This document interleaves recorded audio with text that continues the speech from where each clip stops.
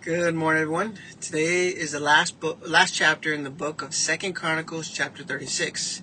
The final chapter of Judah's story in 2 Chronicles is one of sorrow and loss. The kingdom once flourished under the reign of David and Solomon. The kingdom had been revived under these kings like Hezekiah and Josiah, had now reached its end. It was a kingdom broken by one rebellion, stubbornness, and regardless of the ways of the Lord. King Exile, the last of Judah's king, had inherited a nation on the brink of destruction. Though given a chance, he led Judah into peace. He turned away from the God's counsels, choosing to rebel against Babylon. And the very empire that God allowed to rise against him was the judgment. Despite the warnings from the prophet Jeremiah and others, Zedekiah chose to trust in the human strength rather than the divine wisdom of the people. Led their king had turned their hearts away from the Lord, abandoning his covenant and choosing to worship idols. As the years passed, the Babylonian armies gathered at the gates of Jerusalem. Siege after siege wore down the city. The people inside the walls suffered, but still the king refused to turn to God. And after a long period of hardship and suffering, it happened. The city fell.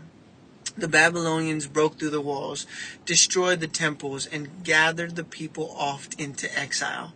The once proud city of Jerusalem was left in ruins, and the holy temple of God was desecrated. The king Zedekiah tried to escape, but he was captured. His sons were killed before him, and his eyes were put out, and he was taken in chains to Babylon.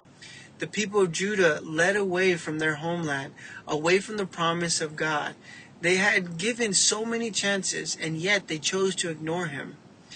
And now, in their exile, their nation was ruined, their hearts were broken. But even in the darkest hour, God's grace was not absent. He spoke through his prophet, warning them of what would happen if they didn't repent. And though they faced judgment, God still had a plan to restore them.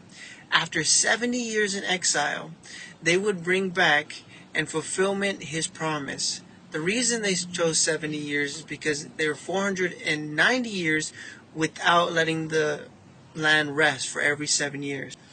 As in the book of 2 Chronicles closes, we read of God's unchanging faithfulness. The Lord moved in the hearts of Cyrus, king of Persia, to make the proclamation throughout the realm and put it in writing that this was the series of King Persia.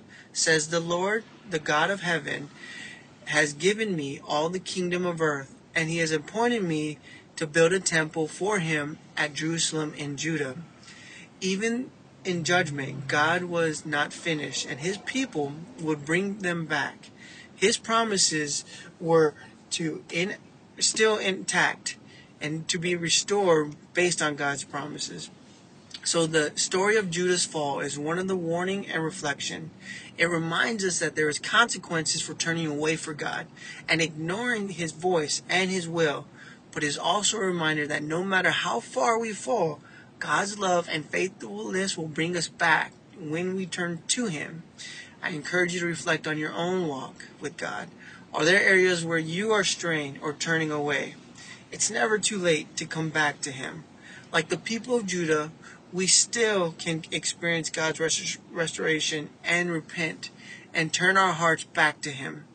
Take a moment to seek God in prayer and to ask for his forgiveness and invite his restoration into your life. Share this message with someone, and that someone needs to hear it, someone that you think can benefit from this. We want to grow the channel. We want to see more people follow, whether on YouTube, subscriptions, or Facebook follows. Share the word. In your holy name we pray, God. Amen.